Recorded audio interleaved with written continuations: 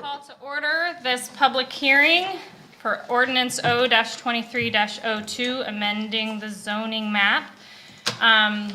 Just to let everyone know, before this meeting, council did meet in an executive session to discuss a real estate matter. If you are here to comment on the zoning map, I will call your name and you are welcome to come to the lectern and give your comments. Please keep your comments to fewer than 5 minutes. Okay. I have Sabine Carey. No comment. Thank you. Justin Walters.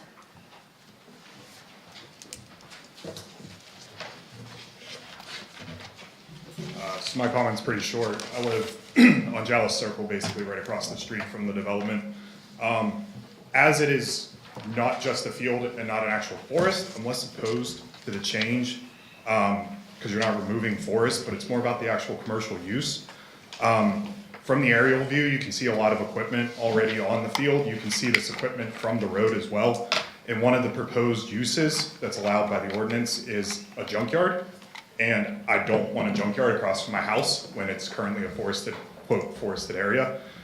So I'm more opposed about those sort of allowed purposes. And also a compromise that I would see is that if the plan includes having the building closer to the road than the lot so that it kind of blocks the view of all that equipment, as well as like a fence or something like that, maybe like pine trees or whatever to block it from the road so that it looks more like a residential area and less like a commercial use. So that's all, unless there's questions. No, thank you so much. All right. Next, we have Buck Struble. No comment right now. Okay, thank I you. want to listen to everybody else what they have to say. All right, thank you, Buck. Randy and Candy Bathgate.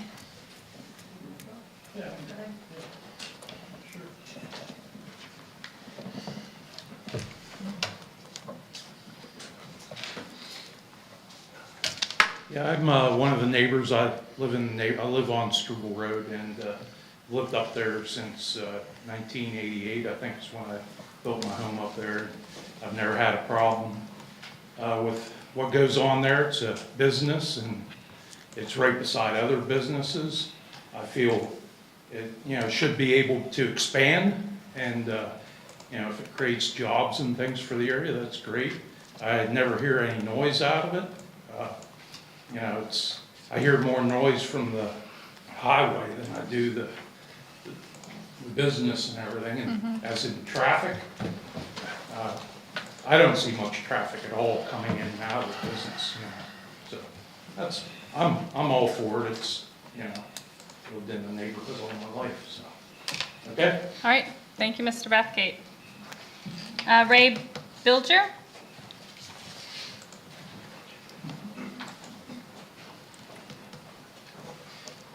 Hi, good evening. I live at 532 Decibel Road.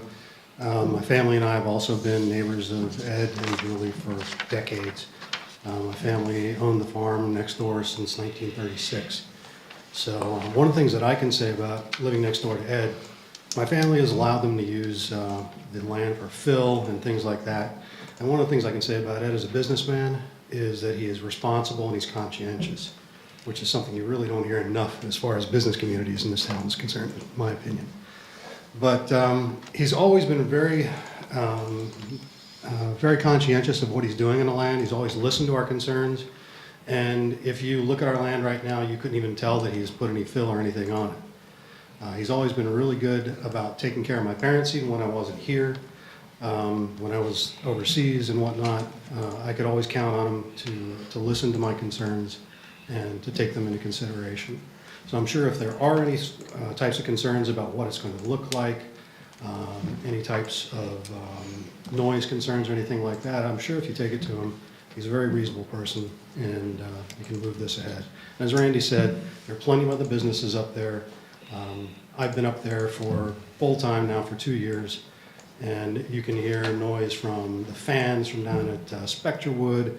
You hear the backup from alarms from waste management trucks, and believe me, where they've got their dumpsters parked is a whole lot worse than anything I've seen on Struble Road. You hear a lot of noise coming out of Valley GMC. Occasionally, I might hear a bang or something on a Saturday morning in the summertime coming from a garage down there, but I can't honestly tell where it is. So as far as noise concerns and things like that, there's no reason to be concerned about this business any more so than any other business that's in that area. Thank you. you. Could you just state your name for the record, please? Ray Bilgert. Thank you. And also because I was really interested to hear how the G was pronounced. Thank you, Ray. Eric Albright? I was the first, thank you. Okay, thank you, Eric. Michael Kraus?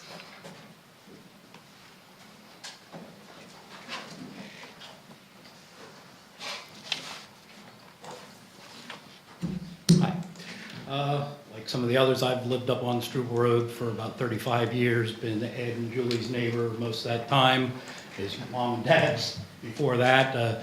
They are the quintessential good neighbors. They take care of their place. They're always there to help you if you know, they're just really good neighbors. I asked Ed what it was about when I saw the sign, and he explained it seemed like a very reasonable expansion, so I'd say go for it. Thanks, and just state your name for the record. Michael Kraus. Thank you, Michael. And thank you for your comments. And Marl Toretti. Mark Toretti.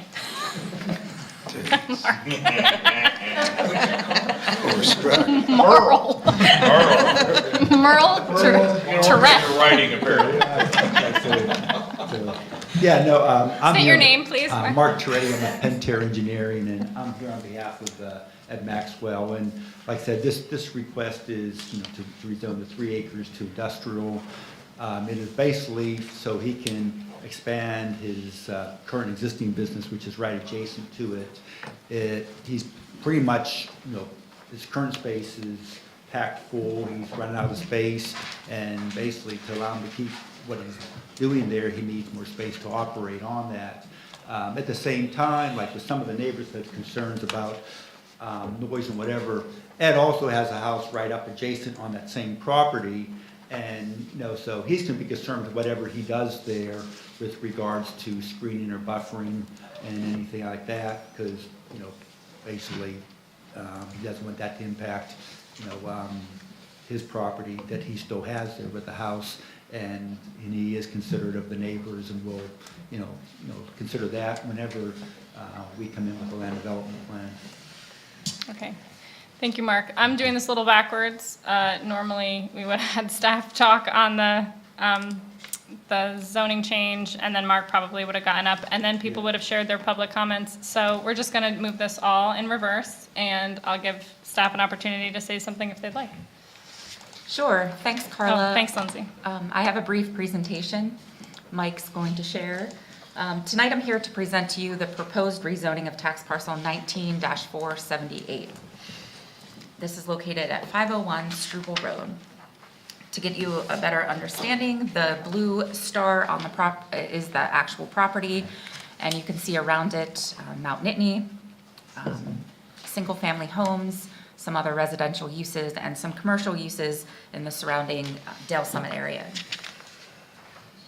The existing zoning of the entire 32-acre lot is forest zoning.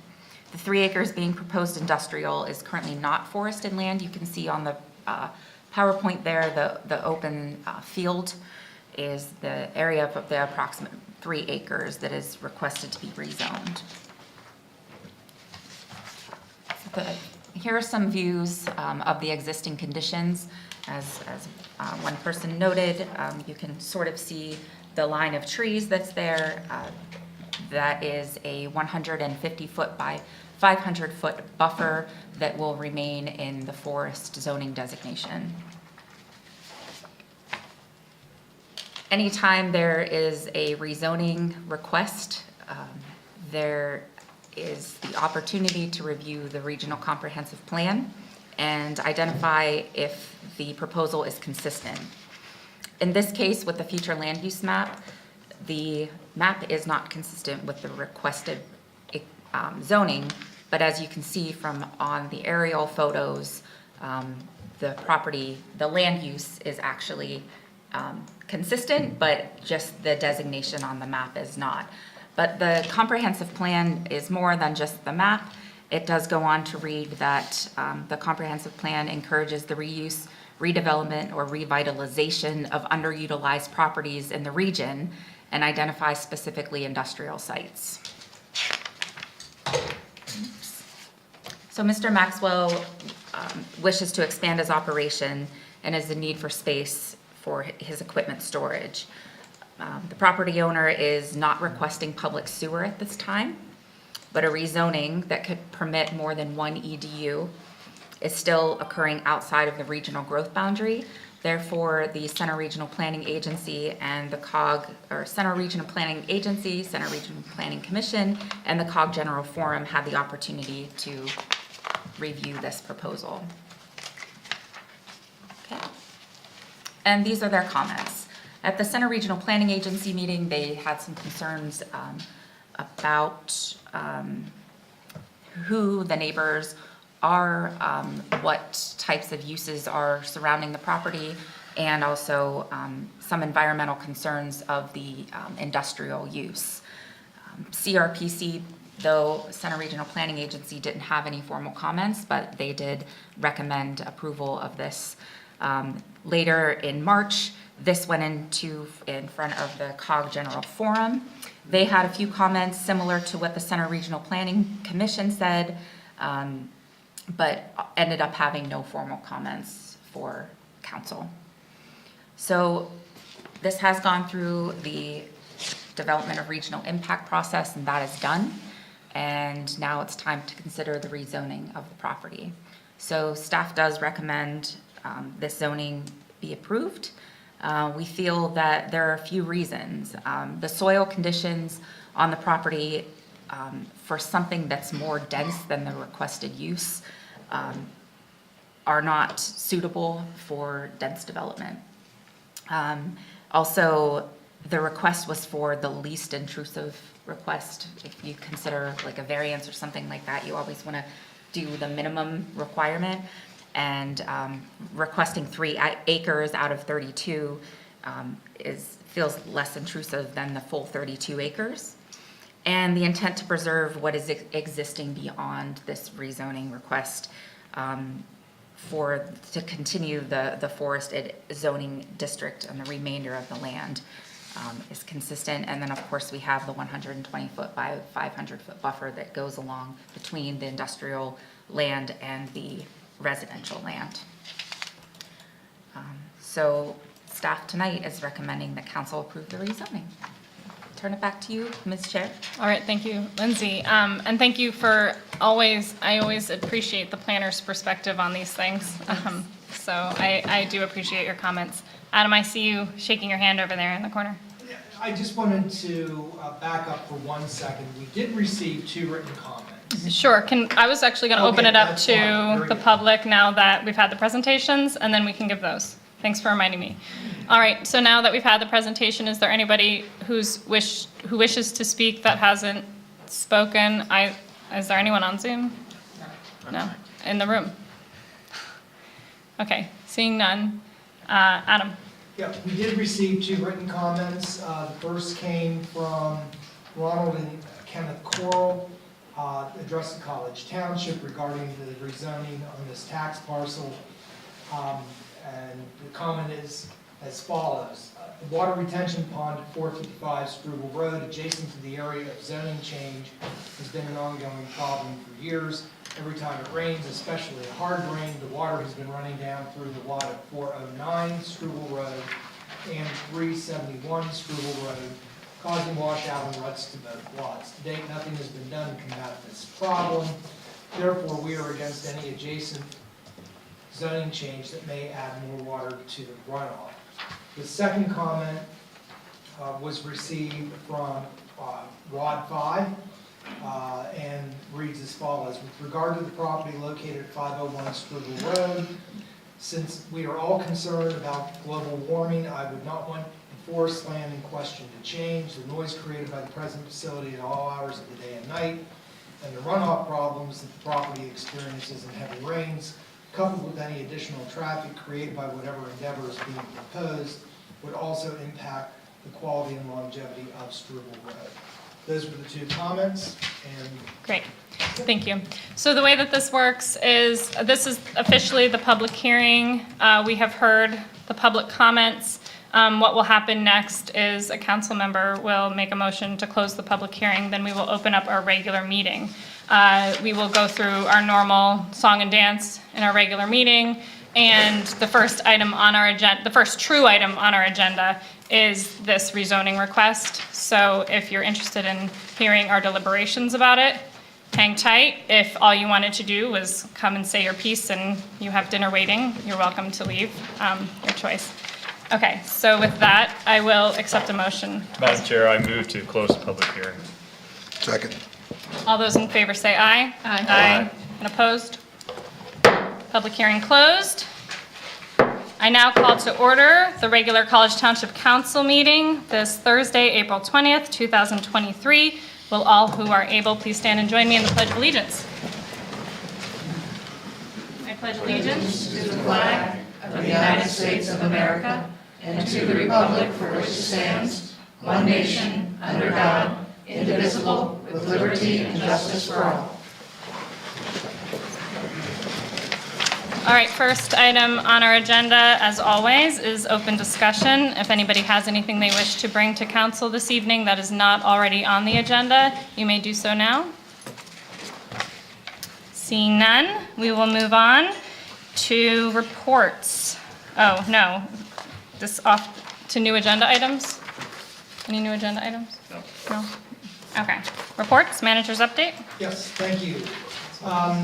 Just a quick reminder, we are presently wrapping up the Pike Street traffic calming construction project. And in fact, tomorrow at 1 o'clock, there will be a brief dedication ceremony that will be held on Pike Street. We have a couple of dignitaries, members of council, former members of council, some former members of staff, and I expect there will be several members of the public that will be participating. My thanks to Mike and to Michelle, our staff, for pulling together what I think is a nice tight program. The weather will be rather warm, we expect, but anybody that's interested, please join us at 1 o'clock tomorrow. I know that PC is going to be giving a report tonight, so I'll refrain from any additional comment relative to Dale Summit Small Area Plan and/or the form-based code work that is ongoing. And under, I lost my place, Thompson Woods Preserve. Last week we held what Mike and I and Amy, I think, all believe was a very successful inaugural meeting, a joint meeting, if you will, of both the governance committee as well as the advisory committee for Thompson Woods Preserve. And as you know, through an intermunicipal agreement with State College Borough that was formed, there were appointments that were made by both State College Borough, College Township. We gathered those individuals together for the first time last week. Very spirited dialogue. I think that we have the right people in place on both committees. We have, both individual committees have actually scheduled meeting dates or approximate meeting dates. We're finalizing those through some doodle polls.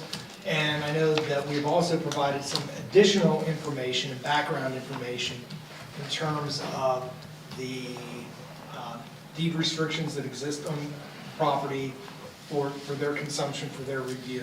So they have a good bit of homework to kind of go through, but I think that everyone was very enthusiastic about having the opportunity, and I think it's going to work the way that both the borough and College Township has intended. So I was very Great. pleased with it, and it went very well. So we will continue to provide the support that is needed there with that group. The bad news to report tonight has to do with our application through the CFA for the PennDOT multimodal project and the path to campus. We were rejected, which is really rather unfortunate. And I think as we go through the CIP process, this coming year here in the next several weeks. I think that we're going to want to have a conversation about alternatives to simply trying to apply for CFA monies and multimodal monies. I think we can continue to do so, but I think we also need to develop some alternate plans and pursue some alternate sources of funds. And I think that both Mike and I will be prepared to talk about that when we get into the CIP process. So beyond that, I really don't have any additional updates, but if there are any questions, I'd be happy to try to answer them. All right, thank you. Any questions or comments for the manager? This side, that side? No. My only question has to do with Thompson Woods Preserve. I do feel like maybe that this item on the manager's update is close, if not achieved, to have a check mark. But then once that comes off the manager's update, how do we intend to get updates? Would it be once a year? I would say, and Mike, please feel free to chime in, but I would say, given the structure that we have developed or anticipate developing, once governance makes a determination about a project or a program or a particular type of funding that might be required, I would anticipate that we're hearing directly from the governance committee, both College Township Council and potentially State College Borough Council, depending upon the nature of that project and funding that might be required. So I think that this would be a from time to time type of reporting. Mike? Yeah, I would tend to agree. Obviously these first meetings are kind of that crawl before you walk stage where they're getting themselves organized and figuring out exactly how this process works. Again, if it follows the flow that we're anticipating, you'll probably get an early surge of concerns that we've heard, kind of scattershot over the years about things in the preserve. And then I would anticipate it kind of levels off to a periodic style update that you would hear from governance. All right, sounds good. Thank you. And then I don't know, the rest of council can chime in, but I think Path to Campus should stay on there. We need to kind of keep that in front of us and plug it along. Okay, great. All right, next is COG Regional County and Liaison Reports. Let's start with Dustin. Yay, so all I had was the IDA meeting, and just a few highlights for the rest of you, as I did not submit a written report. So they had 3 new board members that were appointed, only one was able to attend, and he was sworn in, and that was Alston Shields, right? Yeah. And other things to note too, so they did approve a duties and responsibilities of the executive director to be further refined with the HR agency that they also approved in their search for an executive director, and that was HR office. And they also went through assignments to their new board members. And that's all I have. Any questions for Dustin? No? Okay. Eric? Last Thursday, facilities met jointly with finance. So I guess Rich and I can tag team on this one. It was really finance's meeting. Rich ran the meeting as the chair. They had the only action items. Our part was, one. Our part was to have a joint discussion kind of on the capital improvement plan moving forward. Right. And it was part philosophical and part specific. The 2 items that probably generated the most conversation were specific, Millbrook Marsh and a particular improvement that was short-term improvement needed for the fire station. But I'll mention Millbrook Marsh because it's in College Township. Much of this discussion centered around the price tag, potential price tag, and how to go about generating the revenue needed to complete it, regardless of which level of improvements we choose between the 2 that have been presented.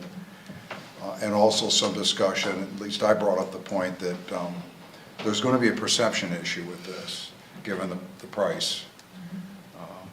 And we need to recognize it and deal with it. The specific example is, what it took for the municipalities to get together to agree to spend $5 million on 2 separate parks. You know, even the more the lower ticketed improvement to Millbrook is more than that. So there seemed to be consensus that Millbrook is a valuable regional resource park, whatever you want to call it. It's more than a park. But the challenge is, how do we go about making the improvements needed? In particular, is it staged? I mean, you know, and what combination of that is municipal funds versus grant opportunities? And will grant opportunities dictate the pace at which, and if it's grant opportunities, would they then dictate the pace at which the improvements are made? Some overlap with the discussions we had with the parks and some of the variable amenities that we talked about in the park. But did you get the same impression there Yes, absolutely. on Yeah. Millbrook? Right, but the big thing, the elected made it clear that as soon as we have wind of some kind of improvement, we want to see it in the capital improvement plan, and then bring that visibility, and then we agreed that the hard work needs to happen sooner rather than later on what we're doing and how we're going to pay for it. Yeah, that's a good point. It's not even in the capital improvement plan. Theoretically, it's not. I mean, it's mentioned. There's reference to this looming large capital improvement that needs to be Not made. its own item, yeah. Okay. That was it for me for facilities. Did you have anything else? No, you only had the other one, the RFP for the fire station door. Yeah, That was a facilities only a item. very, very large door, 40-foot wide door, rather unique. Not any size door. Yeah, 40 foot too, yeah. And it really something needs to happen Yeah. before we have an emergency and a vehicle can't get out or get stuck. And the two options were to go with what appears to sound more like a 40-foot door is a bit of a custom job now. There's not a bunch of 40-foot doors sitting on shelves that we can just order. Was there a time there was? Well, if it was 1970. Okay. There was a 1970s. different style of door, which is more of a breakaway door in case there's, but they come in much smaller things and you have to put columns. Well, And that's the other option. yeah, the fire trucks are already having Yeah. trouble in a 40-foot door. A smaller door would make it even worse. You could get 2 more conventional sized doors if you wanted to split it into 2 and put a column in. And having worked in a facility, a large vehicle facility, maintenance and storage facility for large vehicles that had columns, I'd have a hard time supporting the column, even if it was less, Yes. even if it cost less. Okay. But I think there was general consensus around the table, they need to move forward with getting quotes on the 40-foot. Okay.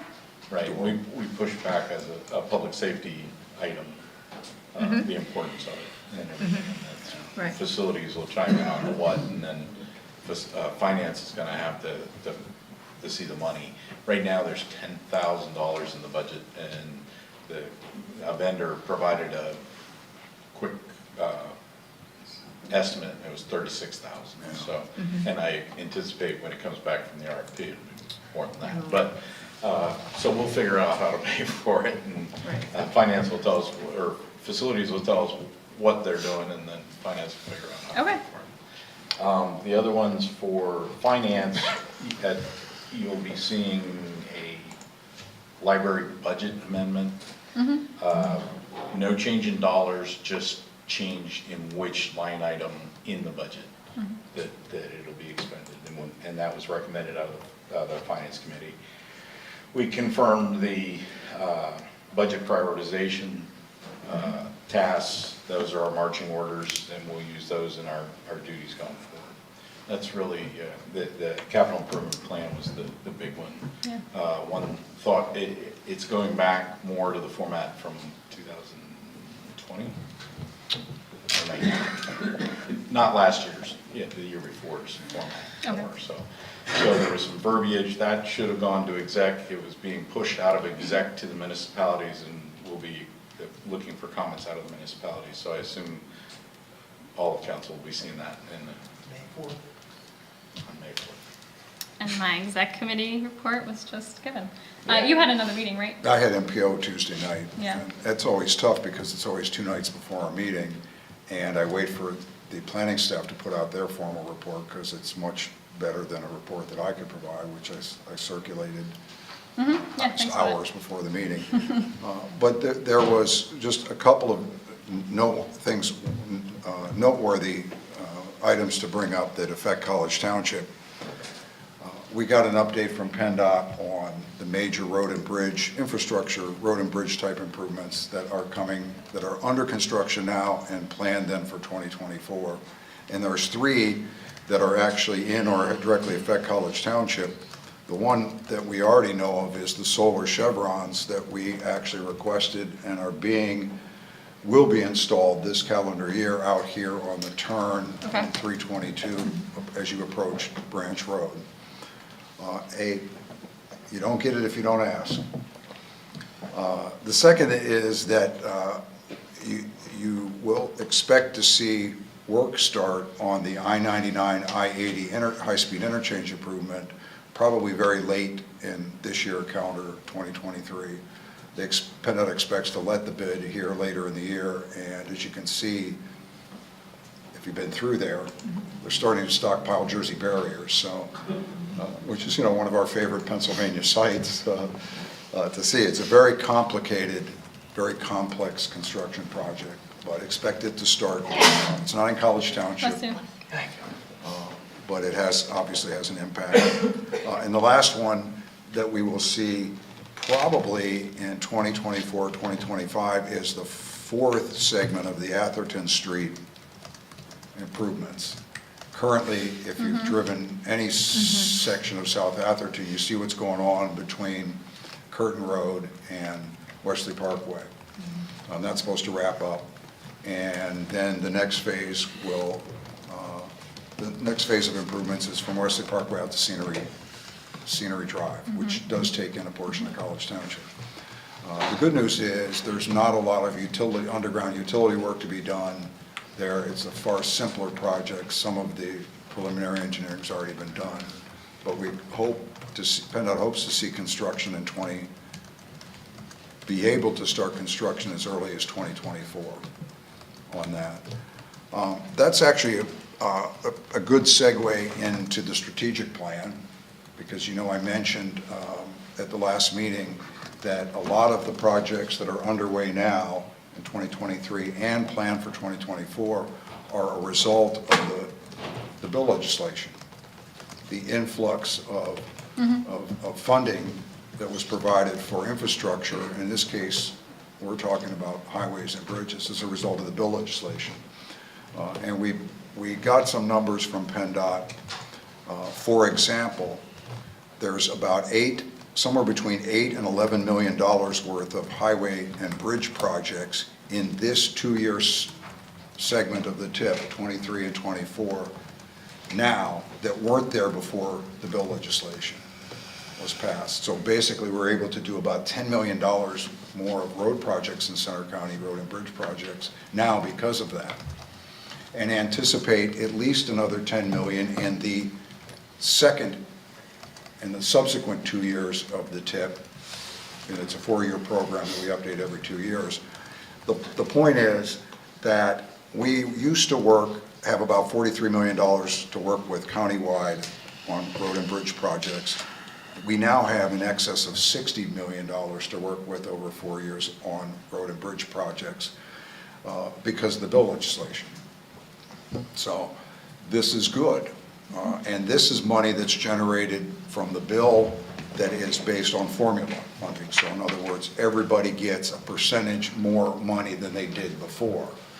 There's a whole another piece of the bill legislation that's dedicated to discretionary grant funding. Maybe a path to campus, maybe there'll be an opportunity there. The challenge that we have with that, I think 60% is formula, 40% is discretionary grant. The challenge that we have with that is, as Mike and Adam know, it takes a lot of time and effort to apply for these grants and then administer them. So, segueing into the strategic plan, we got the update, final update from the consultant on the MPO strategic plan that we hope to accept in June, a final plan that we will then use as, to develop our work plan and budget for starting in 2024. A couple of things to mention, the strategic plan. It is going to recommend that MPO members be appointed to 4-year terms. And I think Mike will appreciate this. There's a bit of a learning curve. And it's hard to get through that learning curve in 2 years. So we think that's appropriate. The second significant point is that the consultant is going to recommend that the structure of the MPO coordinating committee and tech committee pretty much stay the same. In part, the coordinating committee is going to stay the same because the local share funding allocation is kind of tied to the representation of the coordinating committee, and nobody's ready to tear that apart and try to figure out a new local share funding formula. But with the tech committee, which I think Don is our representative on the tech committee, we'd like to keep it the same, but we'd like to find ways to better use the skill set that sits on the tech committee meeting instead of them reviewing the same issues we do and making recommendations. We're looking, the strategic plan is going to recommend that, in my words, empower the tech committee to do some more heavy lifting, to maybe research grant opportunities, provide more recommendations to the coordinating committee instead of just receiving recommendations from staff, and the ability to create standing and ad hoc subcommittees. Bring in people from other modes, be it airport, rail, whatever. Bring in a level of technical expertise that's needed to help make these decisions and recommendations up to coordinating committee. And the last piece, and best piece, is that going back to the bill legislation, the strategic plan is going to recommend the addition of one additional planner, full-time planner, and it's going to recommend budgeting money to bring in augmenting staff through probably consulting help, with the idea that these resources could be used to apply for, basically go after some of this discretionary funding that's out there. We're able to do $20 million worth more from the formula money of road and bridge projects. We could do possibly that much again if we were able to apply for and receive discretionary funding, but we don't have the time really or the skills in-house to do it. So Okay.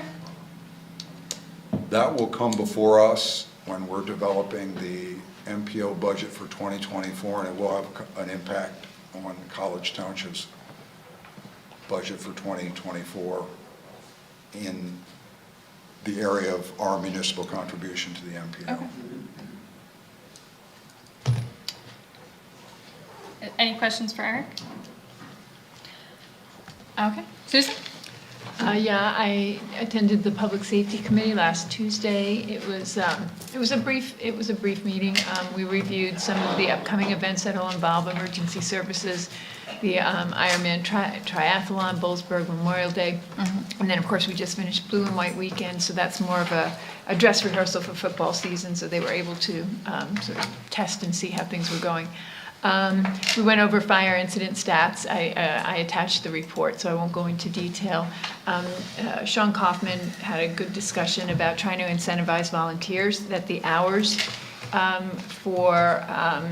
to the shift hour report for the company was up over 4,000 hours over the first quarter from 2022. So they're looking at ways to build new incentive packages in, having volunteers stay the entire weekend to cover calls and things like that. So constantly working on that. We got a report out from the code administration. Eric Nuremberg updated us. The fire director recruitment is actively underway, and they've got out-of-town candidates, a lot of attention for the position. We're in a holding pattern with the Patton Township sinkhole work that's being done. Pam asked about that. And brief discussion of the EMS legislative breakfast. I don't know if you were able to get to that. And that brought up the topic. Center LifeLink discussed a little bit about reimbursements for ambulance services and the impact that the Medicaid reimbursements have had. And right now, some of the rural companies are having a problem with getting volunteers, and so how that might impact us down the road at Center LifeLink. So no decisions, but discussions on all those topics. Great. Any questions for Susan?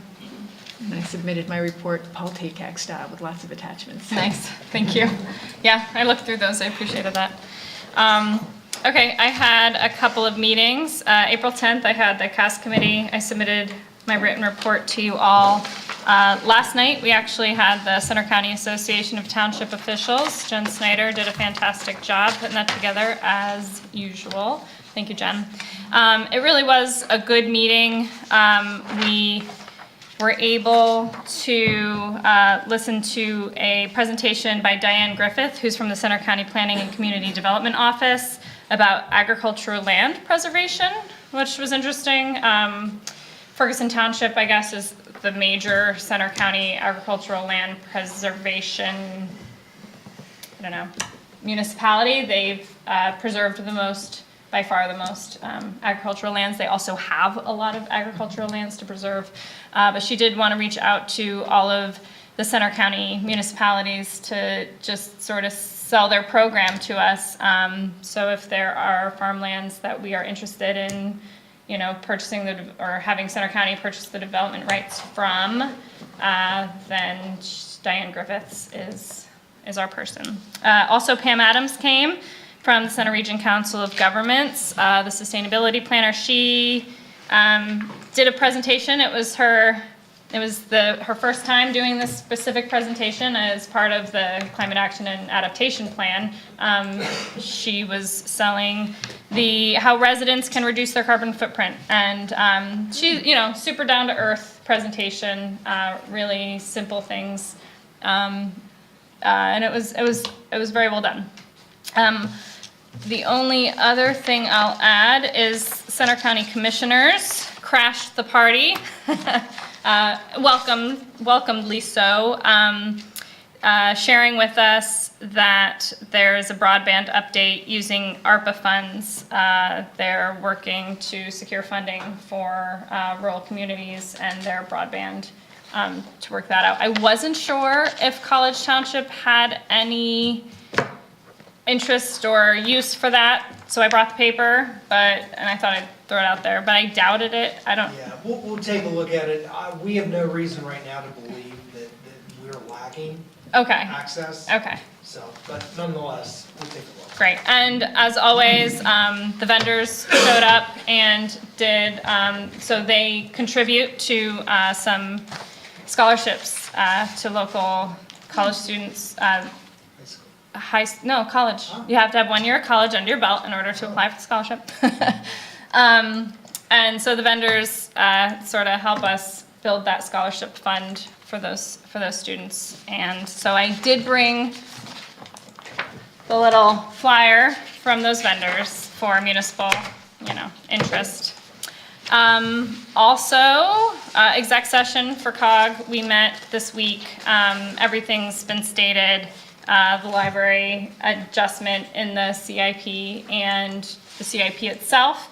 COG on Monday is canceled. A lot of you will be at PSETs anyway, but COG's canceled, and that CIP is going to just come straight to the municipalities now instead of having gone to COG first for a preliminary look. They'll come straight to the municipalities for review. And that is it for COG reports. Any questions? Oh, I did go to PML on Tuesday. Oh, okay. Did you want to speak to that briefly? We're members, right? Yes. Okay, good, because when I showed up, I was hoping we remember. It's interesting. They have food. Yeah, and it was the first thing we did. My kind of meeting. I expected to listen to something, but no, They wanted you happy. lunch is served. I said, okay, I'm in the right meeting. It's interesting. One thing they do, there are a lot fewer resolutions than PSATs. And the only thing I'm going to say is they went through them. Two things. The new Ferguson manager had a very impressive presentation. And I think it went into the history of the research she did before taking the job was really phenomenal. And what she has set up herself for goals and the structure that she put in place as she took the job and is moving forward is pretty impressive. Anyways, the other thing is, one of the resolutions is PML, and I don't know where PSATS is on this, supports radar use by local police. And it is going before the state legislature again. PSATS is pro.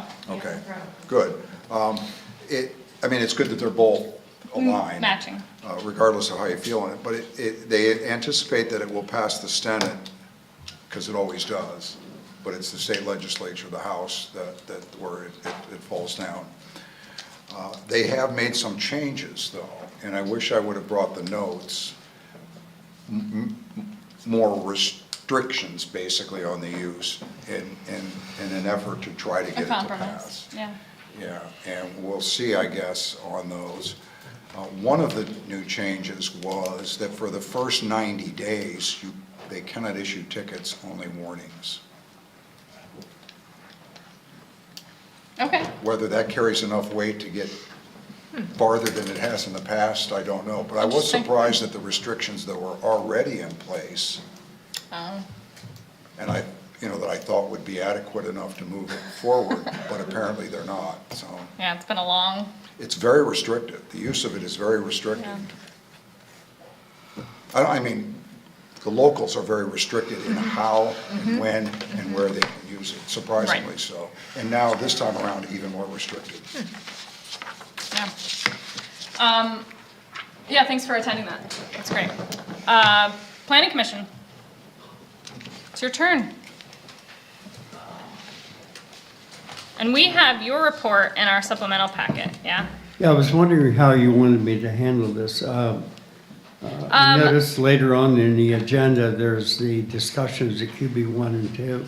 That's true. You can just refer to that, and then if you want to hang out for those agenda items and give your comments specifically, since. That would work. That Yeah. would be no redundancy then. Was there there were, the official township map, which we're not going over tonight. Did you want to speak to that at all? Yep, I can do that. Perfect. Let me get my notes here. First of all, we looked at the Penn State Environmental Management Facility, preliminary land development, and I included that in my written notes. I'm not going to go through all those, but quite frankly, it was well presented, and we really did not have any major concerns about the development. So we recommended sending this to council for review and review of our comments and your essential acting on that particular land development plan. That's number one. The official map, it was a lively meeting, but we tried to get to the facts and get to the point. Thank you. And go on with this. And so we actually did not belabor it. We looked at some of the comments from Park and Rec, which we recommended be taken out of the recommendation. Okay. So that we asked staff to look at that. There's some homework items that staff is going to work on that were in that list from Park and Rec. But basically, we feel comfortable with the map.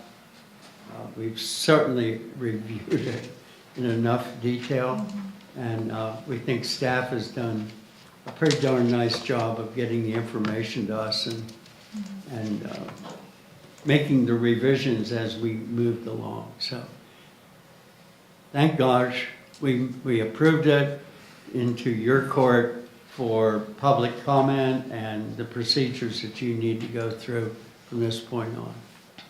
So, All right, any questions for Bob? Would you mind just discussing the zoning amendment consideration? I think it was QB1.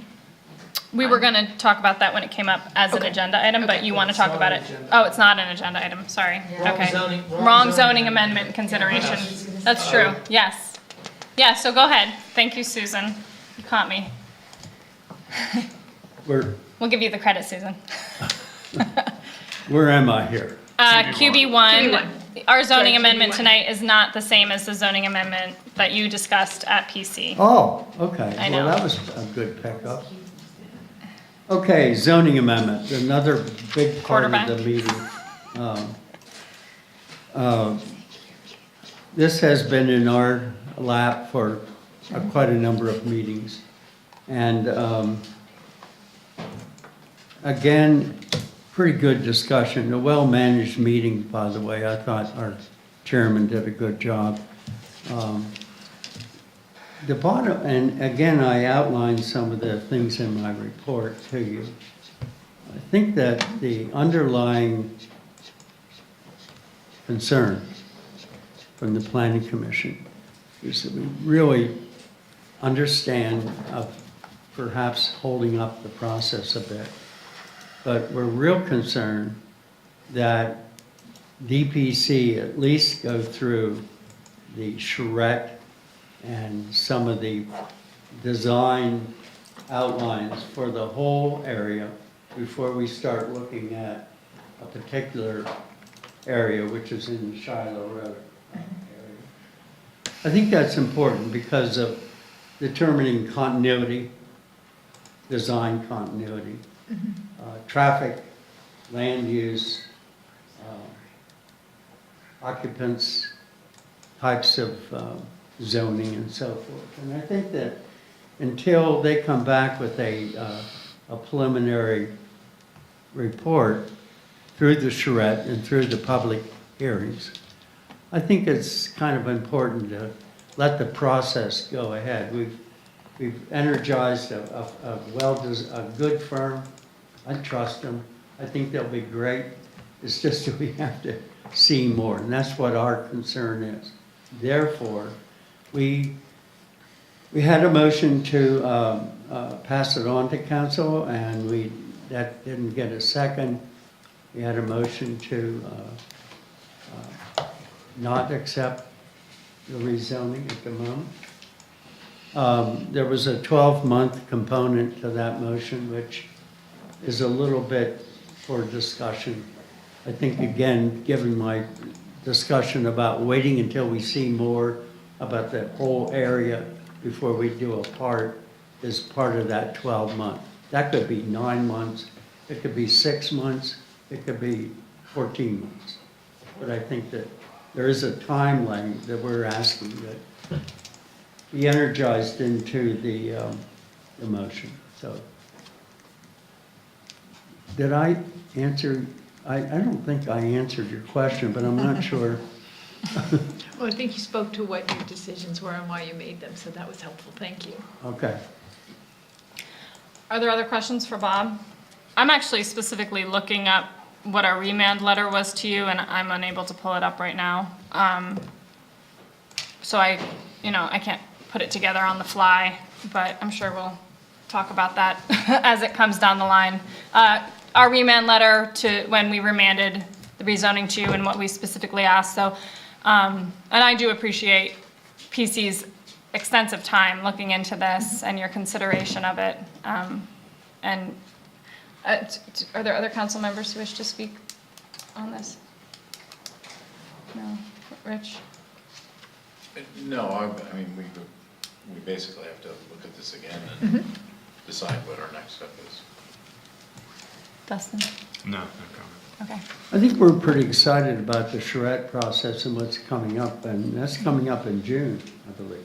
So therefore, I think we'll keep you informed on what these events are and how we feel then about maybe relaxing our concern a little bit. So. Okay. Okay. Managers update, COG, staff PC, diversity, equity, and inclusion reports. Does anybody have anything to bring to our DEI agenda item? Yes. We do have a few things in the consent agenda. Yeah, just a couple things I did want to highlight. You do have Please a do. resolution on the consent agenda. I trust that you will address that when we get there. The only other thing I wanted to add, and you probably have each received this email from Scott Dinkley, is a workshop on diversity, equity, inclusion, and belonging practices for municipal officials to be scheduled for Tuesday, May 23rd, 5:30 to 7:30 at the COG. I'm registered. Certainly, I think that's going to be a good event for folks to attend and go through the process. The facilitators are from the Center Region Anti-Bias Coalition, so certainly continuing our process of learning and doing better as we move forward. I think that's a good opportunity for us. I have sat through many of the Anti-Bias Coalition meetings, and the people that run it and that participate in it and that are putting on this event are just really lovely and informed, good educators. So I think it'll be worth our time. Yeah, Well, several of us were registered for it before it was canceled, Right. for sure. Yeah, I believe. But yeah, we were well represented on the. we were. College Township got a nice thumbs up. We got a gold star. Got a gold star. Okay. And I just- during lunch, that's all. There you go. I just want to, I appreciate the chair and staff being proactive on some of these resolutions. Historically, some of these we've gotten too late. And so like, I look at the Asia Pacific Heritage one, and we're in April talking about it for May, which is great. That's So I staff. Good job, think staff. If we can keep that up, that's great. Yeah, so yeah, thank you for doing that. All right, that moves us on to the consent agenda. I'm sorry, between my supplemental folder and my actual folder, I'm a little bit all over the place. But, all right, so consent agenda, April 20th, 2023. CA1, approval of April 6th regular meeting minutes. CA2, receipt approval of the following correspondence. A, email from Neil Brandt, April 4, Thompson Woods Preserve. B, email from Daniel Materna, April 4, regarding the casino. C, email from Derek Kalp, April 6th, regrettably, regarding resignation from Parks and Recs Committee. D, email from Daniel Materna, April 7, regarding casino. E, email from Jonathan McBerry, April 13th, Dale Pike Street lamp post. F, email from Daniel Materna, April 14th, regarding casino. G, email from Jude Larkin, April 17th, regarding Pike Street. H, email from Center Kitchen, dated April 18th, regarding grant match. Moves us on to CA3, approval of the following action items. A, approval of participation in the intermunicipal contract with Ferguson Township, awarding bid to Alpha Space Control Company, Inc. for 2023 pavement markings for $53,375.84 as College Township share. B, Resolution R-23-12, May as Bike Month. C, Resolution R-23-14, Asian Pacific American Heritage Month. D, Resolution R-23-15, adopting guidelines for State College Borough police officers when making authorized warrantless arrests. E, Resolution R-23-16, Mount Nittany Health Week, May 8th through 12th, 2023. F, project number 23-05, council room window replacement project bid. Reject all bids due to improper bid submission. Staff include replacement of window as an alternate to upcoming building replacement project. All right, what do we want to pull? I imagine there are a few. Shout them out. None? Adam? CA2F. Yep. Okay. F? Correct, F. Anybody else? I would like to pull 2E. And also H. And also, anybody? 3C? Okay. 3C. 3C? 3C. CA3C. Did I get it wrong? I'll pull CA 3E, Mount Nittany Health. Okay.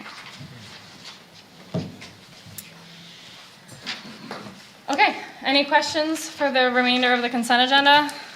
Seeing and hearing none, I will accept a motion to accept the remaining of the consent agenda minus CA2, E, F, and H, and 3, C, and E. So moved.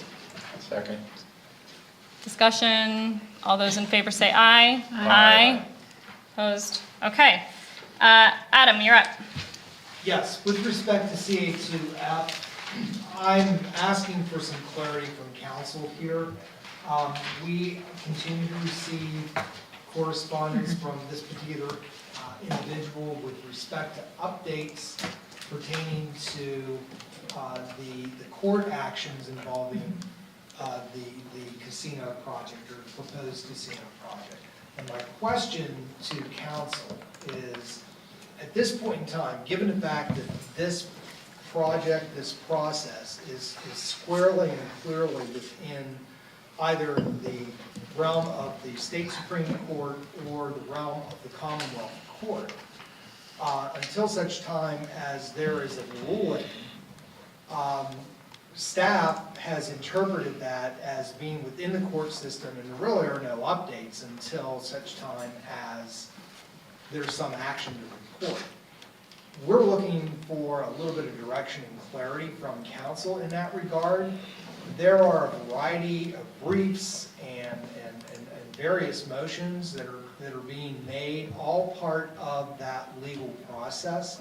And the question that staff has is, to what extent does council expect College Township to capture that and to report that in our timeline or in our update that appears on the website? So at this point, we've not captured a lot of that back and forth at this time, since it's occurring within the context of the legal system itself. So we're just looking for a little bit of guidance in terms of what the expectation of council is relative to posting, updating, keeping current that listing of actions or significant events that we keep on the website. Okay. Council, thoughts? At this point, Township is not involved in any of those legal actions. This is between the two developers, and it's in the court system. So I read Mr. Materna's correspondence, and I wasn't clear why we would be reporting that as an update, a regular update. And it's a matter of public record, so anybody who might be interested in the legal proceedings would be able to access that public record. And it seems like that would be something an individual might want to do, and maybe not the best use of staff time right now. Well, Susan's laid it out. Anybody disagree? No, I would ask, is there a generalized, here's the Supreme Court's website, go there, it's in the law? That's a good idea. I mean, that's just a... Sure. Yeah, I think that's A way to very help easy- the that's common very person easily find that information. accomplished. A comment to that in the website, that this is available and here are the links. Right. That's a good idea. Yeah, rather than regurgitate, it's already in the other... Okay. Does that sound good? Yeah, absolutely. That was the mandate we, Great. Thank you. Okay. All right, that brings us to email from Jonathan McVeary regarding Dale Pike Street lamppost. This, I have spoken with staff about this. This is a residence along Pike Street they've spoken with Dawn about, or Amy, Dawn. Not myself. Dawn, thank you. Go ahead. Okay, yeah, basically the pole is on the other side of the street now. The pole that is there is rotted out and it's going to need to be replaced. I am suggesting that we put it on the side of the street that the McVerys are on. There, we have a corner of the property, it's in the right of way, it's in our legal right of way. It's also in an intersection that needs to be And lit. it would better light the intersection. As it is now, why it's on that side, it's lighting up a private driveway in the intersection. This way it would light up Dale Street and Pike Street. And when I spoke with them, I mentioned that you can ask for a decorative post at some point in the future. Now, we have decorative posts on the other side, the other end of this project at Elmwood. There are the, when were they put in, 2004, 2005, excuse me. So I said, go ahead and write to the council or to Adam and say you would like to have a decorative post put in. Now, those posts, typically, the lead time, with the way things are now, it could be up to a year. So, we'd put in, West Penn Power has given us a cost to put in a post. It's gonna be a wooden pole, and then they will move the existing light standard over onto the new pole. I'd like to point out that the light standard is a full cutoff. In other words, the light's up inside the housing, unlike the old Cobra heads where the light sort of hung down and shone like this. This shines directly down, so it shouldn't be a issue. And I also asked the West Penn Power representative, I said, can you still put a shield on it? So it would just be an extra layer of protection. But it's my recommendation that it would go on the side that better lights that intersection. Now, at some point in the future, we would want to do a decorative post there so we could sort of, and I even told them to use this language, bookend. So to bookend the project, I would not oppose that at all. But the alternative would be, let's take the pole down and then wait a year, and it may be less than that, I don't know right now, but lead time on any kind of pole has been really great since 3-4 years ago. Okay.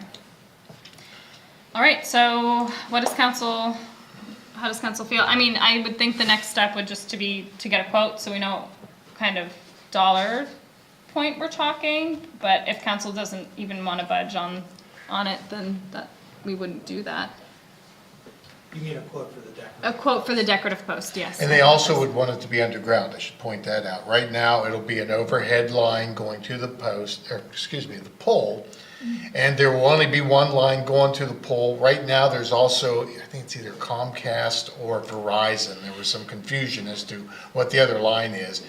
According to the owner of Head North, where that line goes to, they told him that if the pole gets moved, they will come back from a different pole. On out Pike Street towards the old Sheets, there's a pole there that I think they told him they would come off that pole if this one gets moved. So there would be one line on it now, but it's overhead. And so if you're looking at, they also would like to have an underground, which I don't think would be impossible by any means, but that adds even more dollars to it. So my recommendation would be to do this temporary, and if in the future we want to, we can get a price that's reasonable to put in another pole, decorative, and to go underground with it, we could do that. Okay, comments? I'll start. I agree. Let's do the temporary now, but let's get the cost and lead time on Yeah, the temporary decorative. has to be done.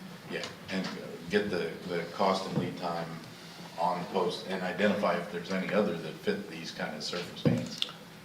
I guess I should mention that the price I was given to put in a new pole and to move that light over was a little over $2,000, which was, I thought was amazing. Yes, for them missing, not a new, I understand. Yes. I understand. a wood pole. Okay.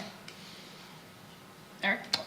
What Rich said, only clarification, we have to put a pole, we have to replace the pole anyways, so it's 2,000, I mean, we'd be spending some of that anyways to replace it, even if we went in the same place, right? We probably could leave it there a couple more years before it fell down. But let's say today we wanted to, That's how we do it. That's how we roll. today we wanted to replace it exactly where it's at, what would the cost be? I think it'd be exactly the same. Well, then we ought to just plan to put it across the street for the same price that it would cost to put it there. And at what Rich said, let's look at the decorative option. Okay, great. Dustin? Agree. Sounds like it's a public safety issue, quite frankly, right? Well, the question is the decorative pole too. Yeah, no, and yeah, I would say, for the purposes of not waiting until it falls down, from a public safety standpoint, let's put a new pole in and relocate it to where it's more logical, and yeah, then let's get quotes for the decorative. Yes. Susan? Agree. So I'm really excited because this is my last year on Township Council for the foreseeable future. And when I first got elected, Adam said, bear with me for a moment, Adam said, you talk about politics and local government, and he's like, and I was like, why does Democrat or Republican matter? And he was like, it doesn't matter. Local government, you're deciding which side of the street does the street light go on. And never once have I gotten to decide that. And it's finally happened. Adam, your predilection came to be, so. Well, I'll get with them and find out what kind of numbers it would be looking like to put a decorative pole in and to go underground to that pole. Okay, yeah. Just, and Separate. can we look and see if there's any others that we might want to consider for decorative poles? That's Yeah, a good point. that exact style may no longer be available anyhow. Okay. So if we want them to match, we have to buy two. Well, about five. There's four on there. I think you're overcomplicating. It's also what we're good at. All right, great. Oh, yeah, great, Sue. Thank you, Jen. While you're talking about poles, don't forget that we would love to have you put the black street signs back up. When PennDOT put in the light fixtures at the main intersection with the traffic light, they put black signs, street signs. All right. And so we have black street signs there. We have all the rest of them in our yard and our basement and in the granary, and they're ready to put back up. So don't forget that's another project that would really fit in with the streetscape. Thank you. Thanks very much. Yeah, thank you, Sue. I have to keep bugging. Keep it up there on the list. Okay, CA2H, email from Center Kitchen regarding the grant match. I do believe someone might be here from Center Kitchen. Yes. Do you want to come up to the lectern and speak on that? Sure. Thank you. Sorry, I had written some notes, and of course, my printer didn't work, so I gotta refer to my trusty laptop. So, Could you try to speak into the mic just for CNET? Yeah, that's probably good for enough. me. Thank you. And for the rest of us. Can you hear me? Yeah. Yes. Hello, council members. Still can't hear her. Thank you for being willing to hear me. My name is Sabina Carey. I'm from College Township. I'm actually here today on behalf of Center Kitchen Collective, which is a nonprofit that I founded this winter with Elaine Nieder-Wilgus, who is not able to be here tonight because she has rehearsal. My purpose for coming tonight is to seek a $5,000 grant match contribution from College Township to support our federal grant application for a $500,000 USDA local food promotion grant. For those of you not familiar with this grant, the purpose of this specific LFPP, local food promotion grant, is to support the development, coordination, expansion of local and regional food business enterprises, as well as to increase access to and availability of locally and regionally produced agricultural products. Our grant application will focus on an incubator, commercial kitchen, and food hub in Pine Grove Mills to support both our local agricultural community and food entrepreneurs. A food hub is defined as a centrally located facility for the aggregation, storage, processing, distribution, and marketing of locally and regionally produced food products. We have searched high and low, and we have located a suitable facility in the heart of Pine Grove Mills. It's actually a building from 1850, and it's been vacant for several years, so we have our work cut out for us. We're already forming very synergistic collaborations with Pine Grove Hall, a local farm-to-table restaurant, and also the Pine Grove Mills Farmers Market. Center Markets has been in operation since 2020, and it's an online farmers market that I founded in response to COVID. Center Markets will be applying in partnership with Center Kitchen Collective for this grant. and will operate a retail store component of this food hub. And it will also continue our online farmers market, which currently offers local food from more than 50 farmers and producers in Center County.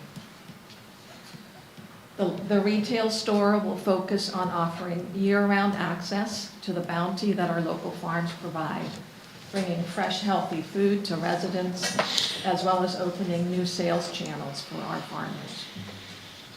Located at the gateway to Rothrock State Forest, we'll be able to provide healthy food to families heading to Whipple's Dam, Shavers Creek, and beyond, as well as Penn State commuters and residents from nearby developments. Plans are already in process for our food hub to also offer wholesale marketing connections to restaurants, as well as providing support for local food security efforts through a new collaborative program for increasing SNAP access at our local farmers markets. Our new food hub initiative will also provide business support through workshop and training on food safety, regulatory requirements for food sales, as well as addressing limited business resources such as a professional meeting space, a computer that's up to date, a printer that is stocked with toner and works, unlike mine at home today, and also access to high-speed internet. So whereas in College Township, I'm really glad to hear that access to high-speed internet is not an issue. For many of our farmers, these are major barriers. They don't have access to the internet. They don't have access to a meeting space. If we have a caterer that has sampled wedding cakes to meet with somebody, they can't really go to a Starbucks or a Dunkin' Donuts with their sample cakes. So we will also have a private professional meeting space for them to use. And then the printer, every week when I work with center markets, we require things to be labeled, and it's just a barrier just to have access to these basic business infrastructure items. This food hub project builds on 3 years of success and community building and will help energize the entire region by offering infrastructure for creating value-added farm products, improving local farm viability through addition of additional sales channels, and overall strengthening the resilience of our entire local food system. And then on top of it, it will bring healthy food and a community space to the heart of Pine Grove Mills. The grant budget totals $500,000 over 3 years and includes funding for an operations manager, kitchen and storage equipment, incubator support services, including trainings on food safety, and a very robust local food promotion, marketing, and outreach program. The total grant match requirement for this grant is 25%, and we will meet that through community support, in-kind contributions of technical services and volunteer hours, as well as additional local government support. Ferguson Township so far has shown strong support for our initiative by committing $20,000 to help us bring this federal grant to our local community, and the county is expected to match that same amount shortly. We're really excited about the potential impacts of our project, and we're eager to collaborate throughout the region. Thank you for your time, and I'll gladly take any questions. All right, thank you, Sabina. Questions? Go ahead, Susan. I understand from reviewing the material we had, I believe on the Center Kitchen Collective at our last meeting, that there are several College Township businesses, food production businesses that would benefit from this grant and would be part of this. I know it's housed in Ferguson Township, but this would this be benefiting our College Township businesses as well? Yes, I'm not sure which specific businesses would be in College Township, but Yes, I mean, we have people that want to use our kitchen for food trucks. Like every food truck that you see needs to be associated with a commercial kitchen. Right. And I'm not sure if you're aware of the shortage in this area right now. It's a major barrier for people wanting to operate as a small food business. There was one commercial kitchen that was a shared use kitchen at Good Shepherd Catholic Church, and they just, many people used them. And they just ceased operating as a shared kitchen this year, and it's really put a lot of people, I know it's put one person out of business, so just to have that infrastructure in place is going to be a huge help. Well, and I think it's been exciting to see local businesses growing in the area that are using foods that are locally sourced and emphasizing that and making that a more sustainable, food ecosystem. So That's thank you for that. that's really our goal is that's why it's such a promising partnership between Center Markets and Center Kitchen Collective, because people using that kitchen are going to be able to use local ingredients.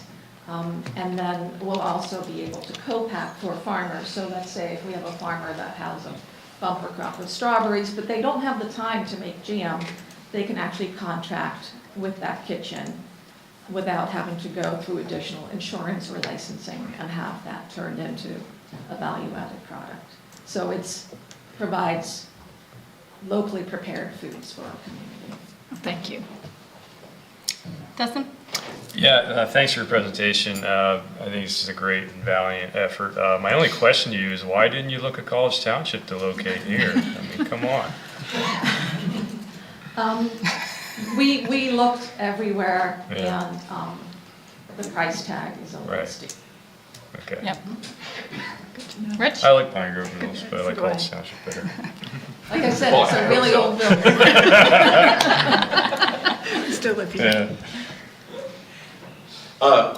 So, if I'm reading this correctly, your deadline is April 28th, so you're hoping for action from council this evening, correct? Yeah. And is this, are we looking at a possible pledge? Is it, how would the process or the mechanics of this work, Mr. Manager?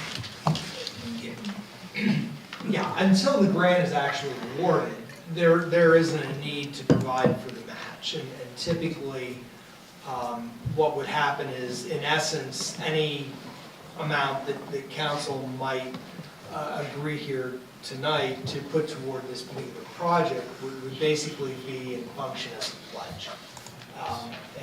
It would be memorialized in a letter from College Township to the organization. Subject to the award of the grant, Right. College Township will provide.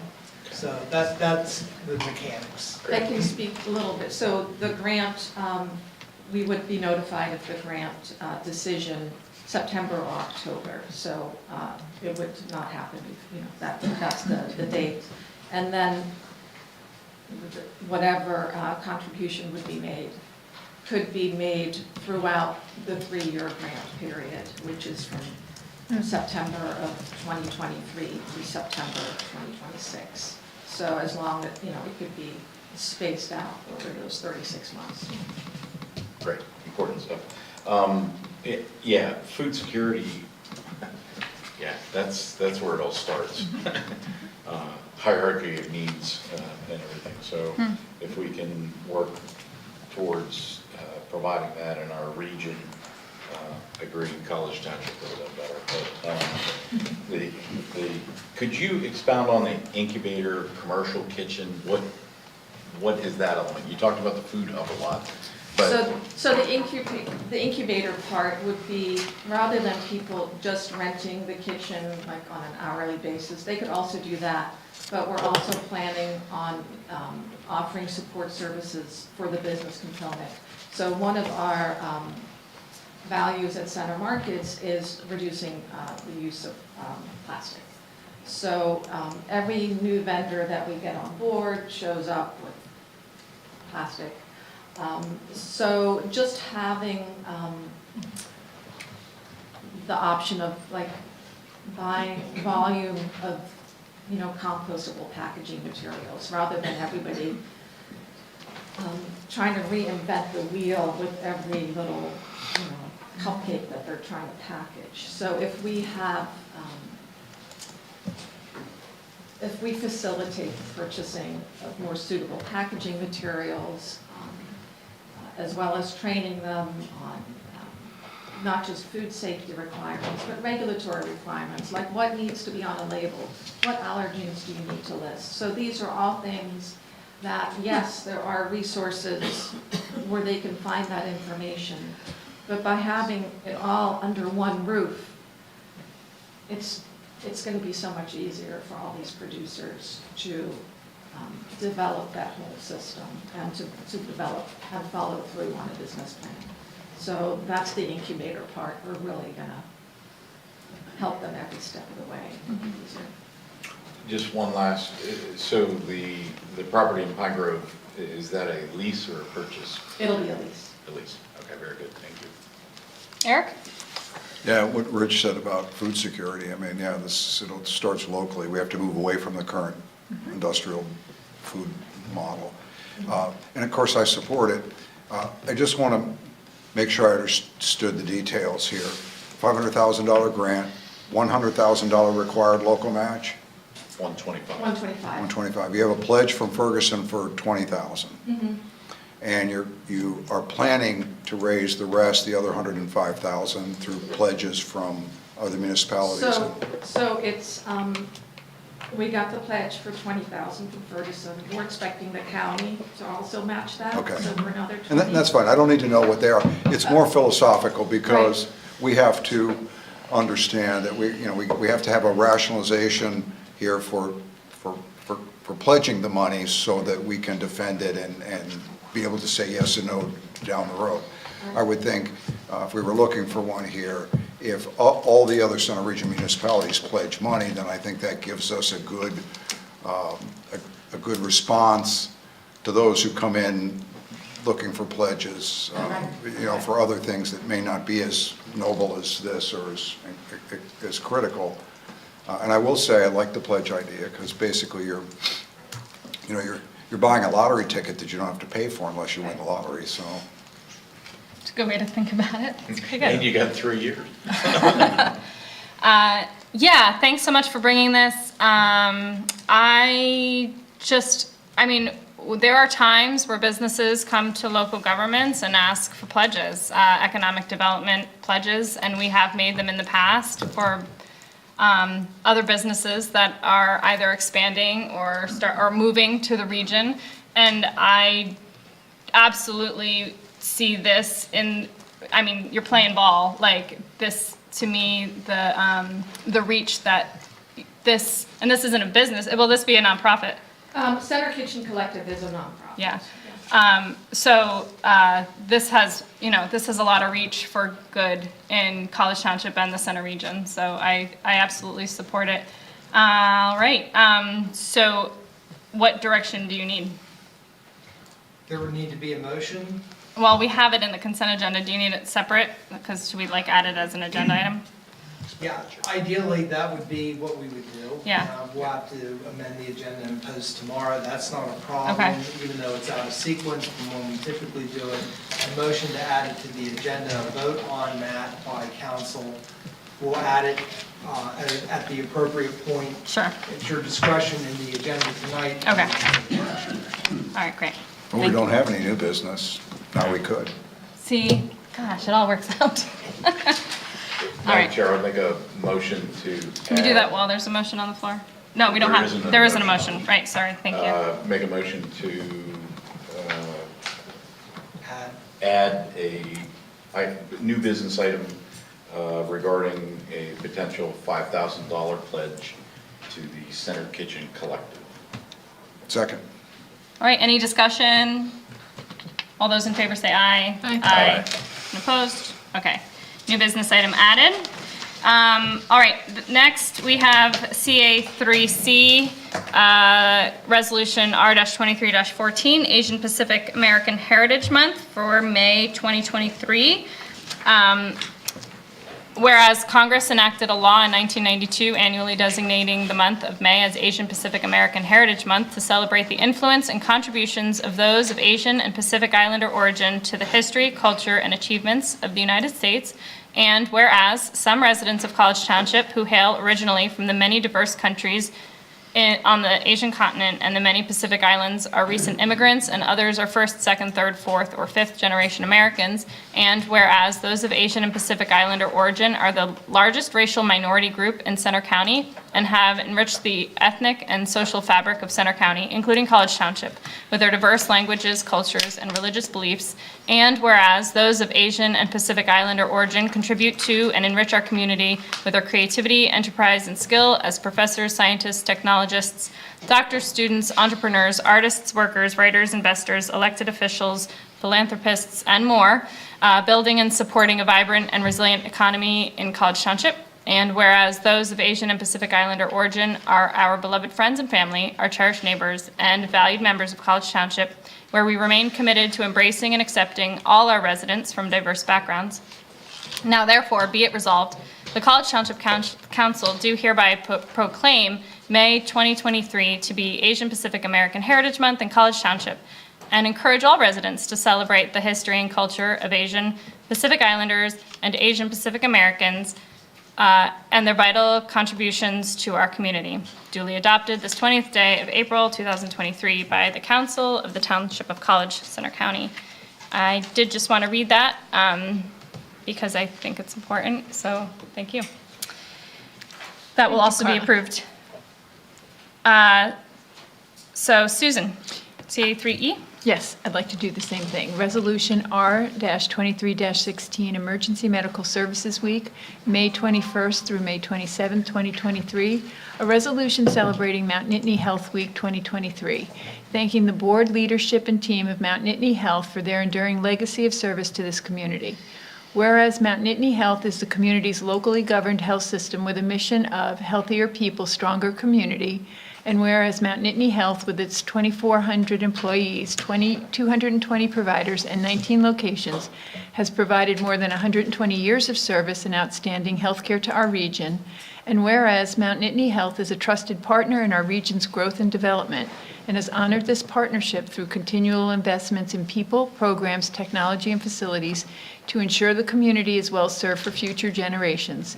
And whereas the Mount Nittany Health team brings compassion, expertise, and ongoing commitment to the caring of our families, neighbors, and friends.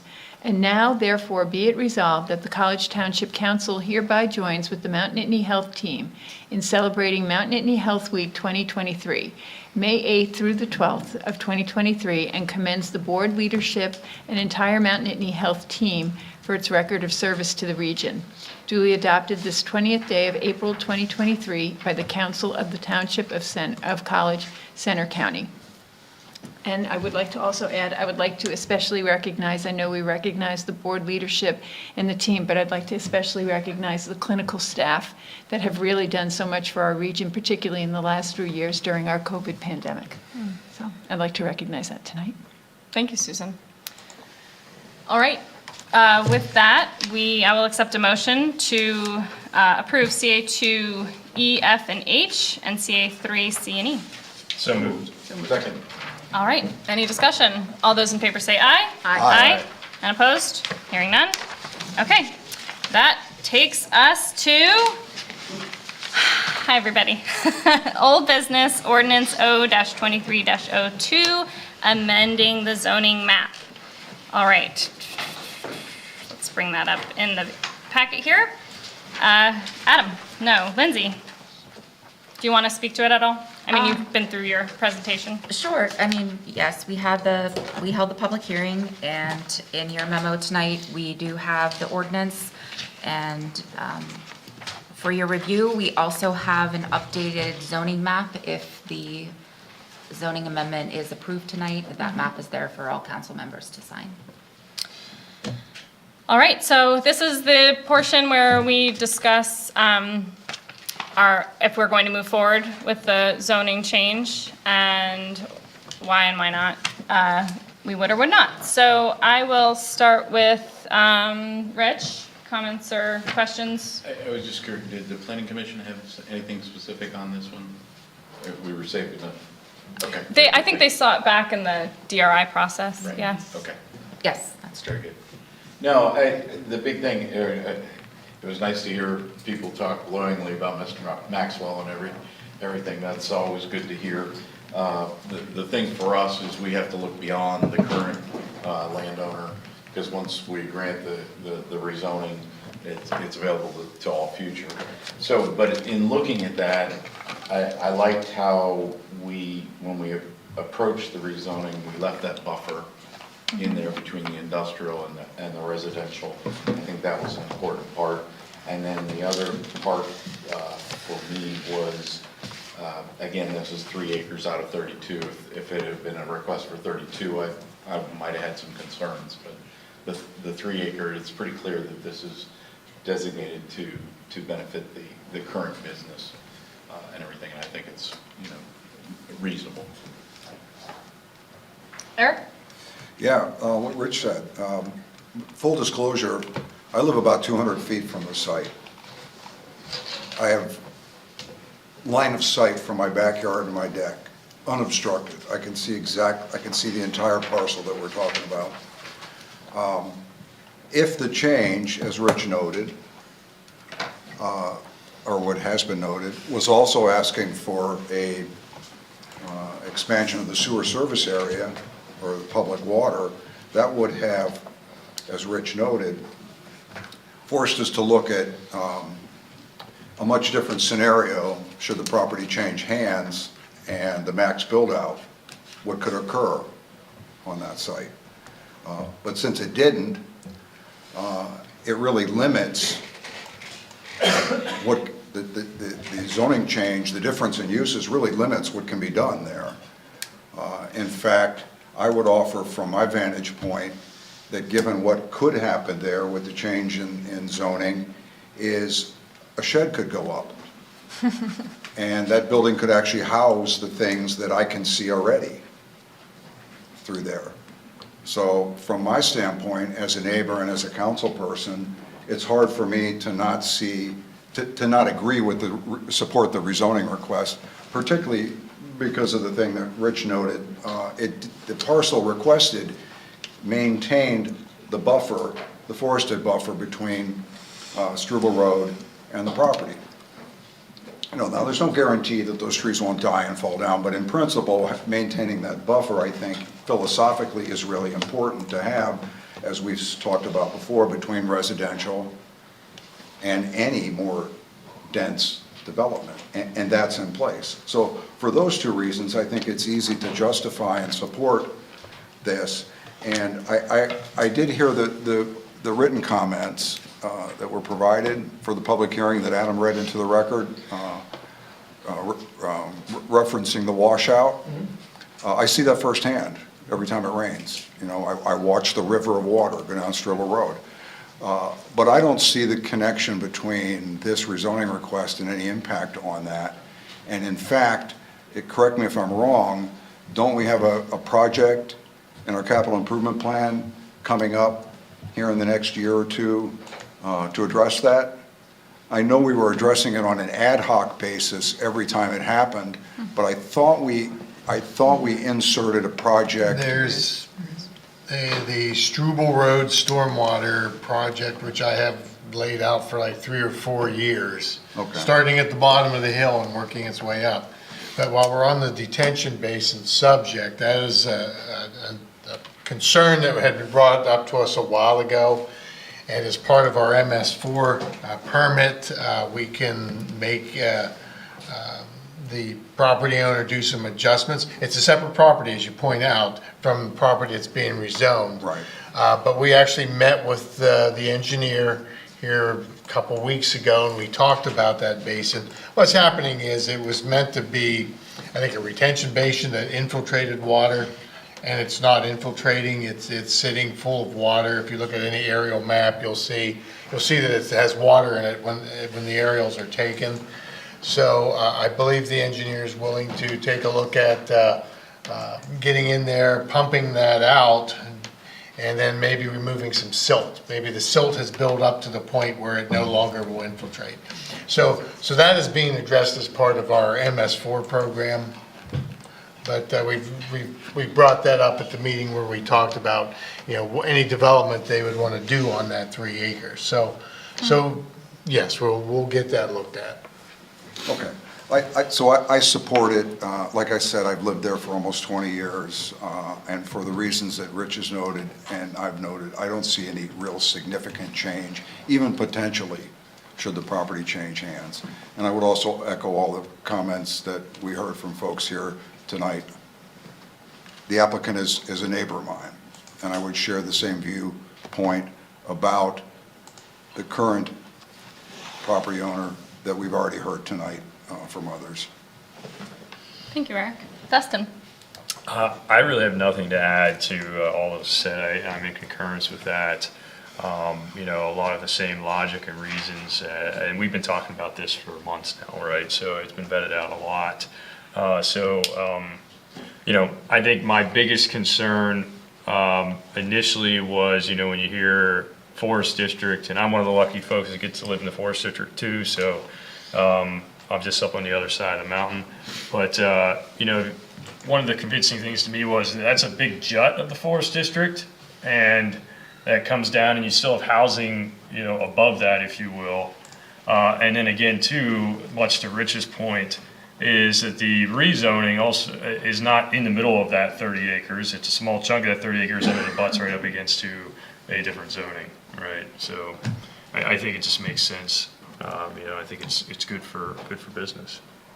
Thanks, Dustin. Susan? Well, I think as the newest member of council, I appreciate the expertise and the broadness of opinion, both about the business and about the neighbors. And I appreciate council's comments. They've helped inform my thinking, and so I agree with council.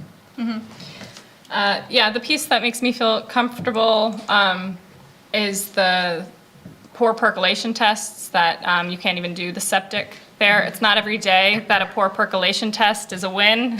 But I think actually as it went through the DRI process, that appeased a lot of people's concerns just about what future development could be there. So I'm perfectly comfortable with this rezoning.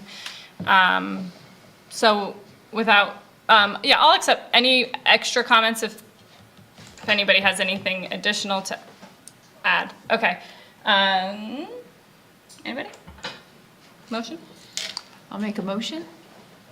I move to approve ordinance number 0-23-2, changing 3 acres of tax parcel 19-004-078 from forest zoning designation to the industrial zoning designation.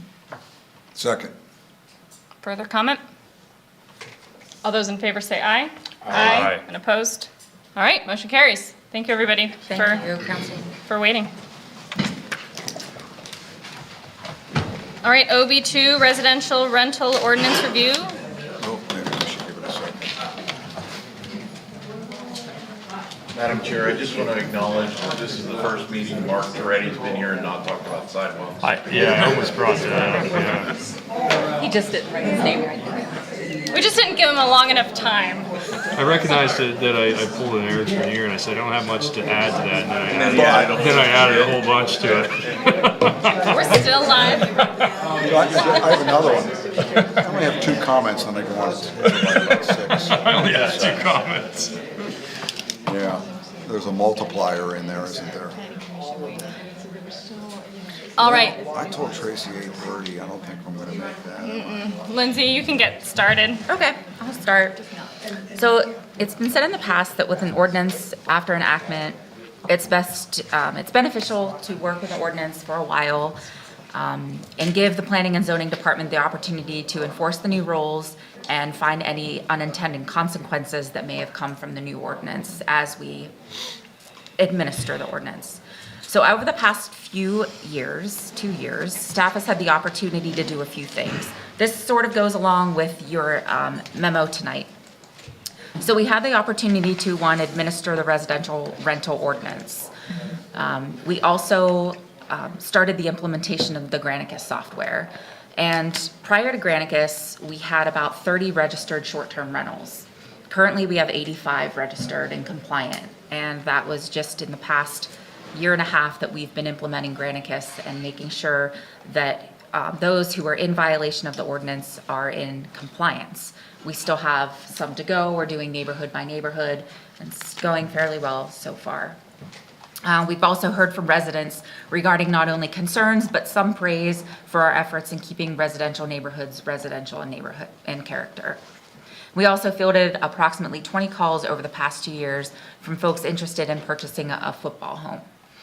Staff also kept track of ongoing comments over the years that have been identified in your memo tonight, including proof of residency, which we discussed back in August, the difference between confirmed stays and nights rented, consideration of different short-term rental zones, better define owner-occupied versus non-owner-occupied, the fee, especially now that we've been implementing Granicus, increase in the nights rented, and also consider making the intent statement stronger in the sense of preserving residential neighborhood character. But we also want to ensure the ordinance is equitable in the sense that we're not trying to lessen opportunities for people to invest in their homes or allow for accessory dwelling units. In August, council's consensus was it was a strong ordinance but should be reconsidered. So in preparation for tonight's meeting, we included the intent statement and the existing ordinance for council's consideration. Tonight, we're seeking your direction on a path forward. We'd like to know if council wishes to remain status quo and continue to administer the ordinance as is, or if you would like any aspects of the ordinance revisited, and if so, what would you like to see reviewed? So that was just kind of a recap of the memo, and I'm here to answer any questions or take the direction that you wish us to move. Thank you, Lindsay. All right, we're going to start with you, Susan. Dustin, sorry, your mouth is full. Okay. Dustin. Did I say Susan? I meant That was a Dustin. good move. Well played. I tell you, I had to be honest, initially and I think, this, you guys as council, previous council was well into the development of this ordinance before I came on council. And I was skeptical at first, and then, as we worked through it, learning the true intent and then actually kind of seeing it to fruition, right? Leaving housing and, preventing football houses, if you will, those type of things, and empty houses sitting on the streets. So I much support the intent of the ordinance on preserving the livability, if you will, of College Township, where, housing availability.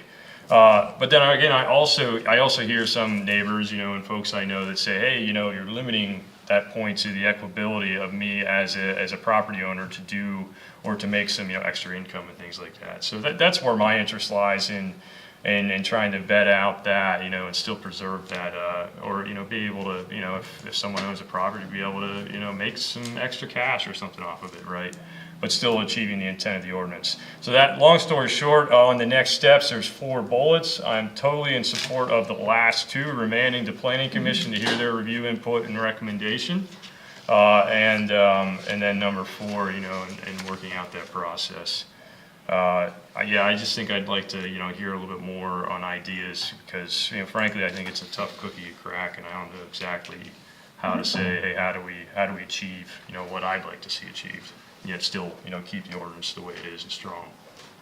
Good. Yeah, no, good comments. Eric. Agree with what Dustin said in regards to supporting the third and fourth bullets under next step. Even the second bullet, where it says consider the intent of the ordinance to ensure it's in line with the future expectations, if that's tied to, if you scroll up, under the very second page, right above August 2022 meeting outcomes. Yeah. The 3 bullets right above that, where it says, consider including language in the intent section that is specific, I kind of thought that would already be in there. And if it isn't, I would fully support weaving that in, because as Dustin mentioned, that's kind of, it was clearly lost on him, at least initially. And if it was lost on him until he got into it, it's probably lost on a lot of people. That's a good point. Because when I explain that to people, I start getting heads nodded instead of, government overreach, okay. I give them the example, what if somebody who lived in Florida bought your next door neighbor's house and rented it out to wild parties 7 weekends a year? How would you feel? Well, that's not allowed. Well, it is, before we change the ordinance. So I think that intent, I would support even the second bullet if the intent was to send the message to the Planning Commission, we'd like to see the language include the intent. Rich? So, one more, Oh, sorry. sorry. I waited for the pause. Sorry. I'm not sure that I like the idea of matching the fee to what we anticipate the cost would be based on how many listings we currently have, because that's a moving target. And I think you can set it now, but what happens if we get twice that or half that or whatever? And, I don't have a suggestion. Okay. Other than that approach worries me a little bit. And maybe you guys have already thought about all the approaches and this is still the best one. I haven't. But I just want to express that concern. Is there a better way than The just... fee could be revisited and adjusted at any time. And that does not require ordinances. It's a separate, You could do With a our fee resolution schedule every year. You could do a resolution to adjust. I'd almost rather just fix it and adjust it through the fee schedule than to specifically tie it to current listings. Good. Well, I believe that the intent in the memo was simply To do that? Well, no, was simply to be representative of what the fee might look like. Okay. Just to see where we're at as far as breaking even or not. Yes, we're currently in the red, and we did some math and calculated, and that was the original intent when we secured Granicus, was not to turn this into a revenue generator, but also not to turn it into a liability. Now that we've been operating this for a while, can see a trend, some of the staff has thoughts of bumping that fee up so we can reach that break-even point. And staff would not recommend increasing the fee to a point where we're gonna be generating revenue. We're just looking to get it more in line with And a if the break-even point. program explodes and we get 3 times as many, we can adjust that through the annual fee schedule. We have to live with it for the rest of the year and then we fix it. Okay, I'm good. Great, good comments, thank you. Now Rich. Okay. And then Susan. Be ready.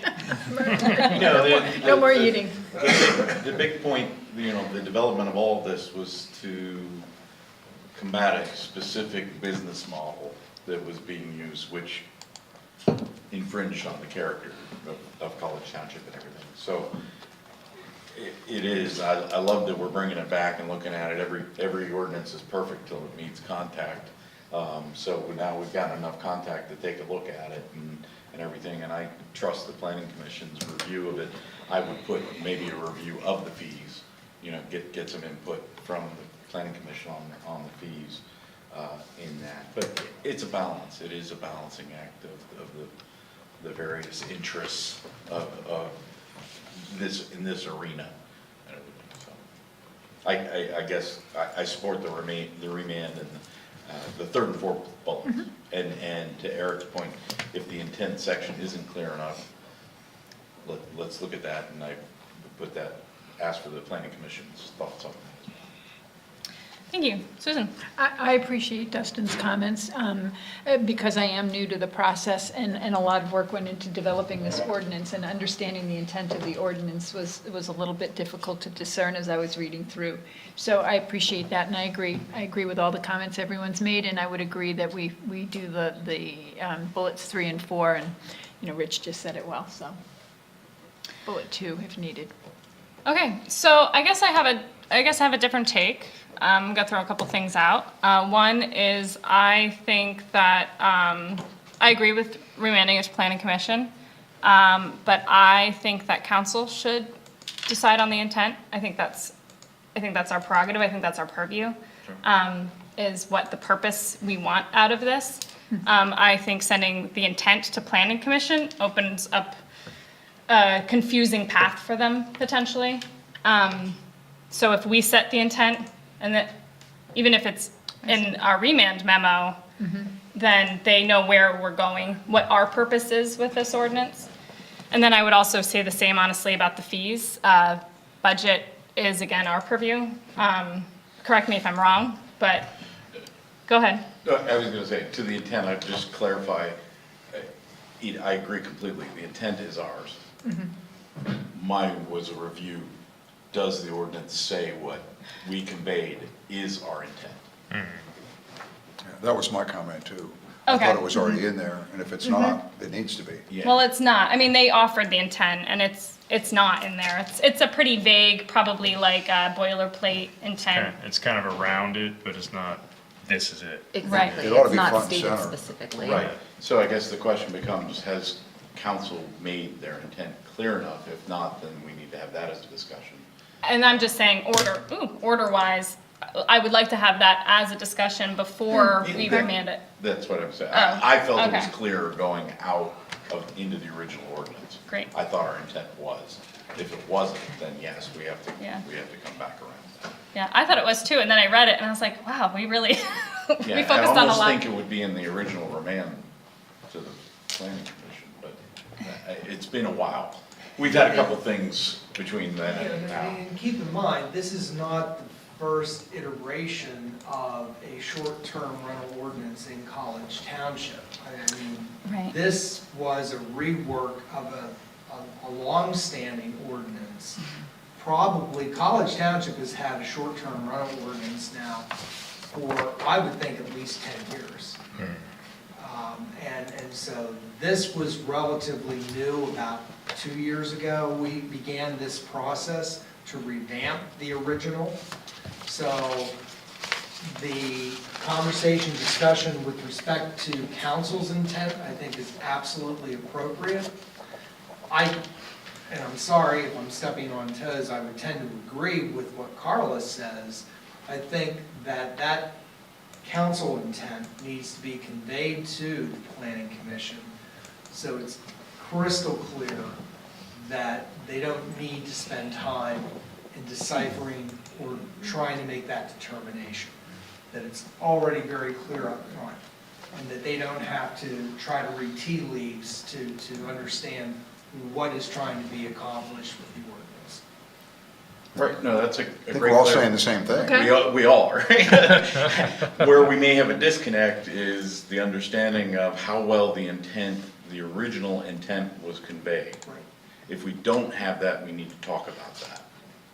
Right, so, I mean, it's right here. Do we want to just talk about that now? That's totally up to you. Like I said, this isn't our first go-around with this. I thought we invested a lot of time in explaining our intent. If it didn't make it to the final ordinance, shame on us. But, based on that intent. Well, yeah, it's interesting. I agree, but sometimes when you're reading what you already know it says. We're too close. Yeah. We're too close. But here we have, yeah. And that's kind of why I was saying that does it say what we intended it to say, was more the discussion. Perfect. Well, I'm going to throw that at Dustin then. I see you looking at it right now. To kind of put you on the spot. Is there anything you'd like to see added, or is this something council would like to maybe give some more thought to just specifically and come back as an agenda item? Maybe Lindsay can draw, obviously staffs, they brought that point to us, so you may have some additions you could suggest to us. And Yeah, then, we've been thinking about it a lot, Yeah, so, yeah. yeah. Oh, if staff has some input, then yeah, we need to talk about it. I agree. I mean, I think, if there's staff input and maybe come back to the intent statement. The way we're talking about short-term now, right? And the ordinance is both long-term and short-term. So maybe just as an idea to float out there, maybe we separate the intent for, there may be a different intent for what we're writing for short-term versus what there is for long-term. And so maybe that's where you start niching out that specificity that is alluded to up there above the August portion, right? So maybe that's an idea, because I think we have a very different intent on how we're, writing an ordinance for a long-term rental versus a short-term. Good point. Right? Yeah, that is a good point. And that would probably take a little more of the generality out of it. Yeah, that's excellent. And it doesn't look like there's anything in the intent in the ordinance that talks about what was mentioned above, Specifically preserving single, gosh, I've lost my place Preserving here. the single Considering family. including language in the intent section that is specific to preserving the character of the single-family neighborhoods, which I think you were talking about, Eric, when you're explaining this. Yeah. Yeah, right. Okay, well, I mean, I'm just gonna throw something out, that we set this aside for tonight. Staff come back, we'll bake this off in chunks. Staff come back with some options, for a revised intent or a second intent for that section, for the short-term rental section. I don't know in your ordinance rating prowess how that works, but I believe in you. Does that make everybody comfortable?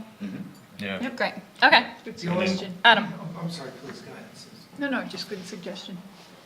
Oh, yeah, then the next step would be then after we've decided on, okay, this is our intent, then we remand, right? Yeah, With that remand we letter work on to putting together a receive. remand memo that tells planning commission basically what parts of it were, let's focus in on what we think, especially staff's given us some comments, I think, on, and we've, you know what, actually, when it comes back, will you bring us some of the correspondence? There have been maybe 3 people that have come and spoken to us directly at council meetings. If you could kind of like refresh that in our packet.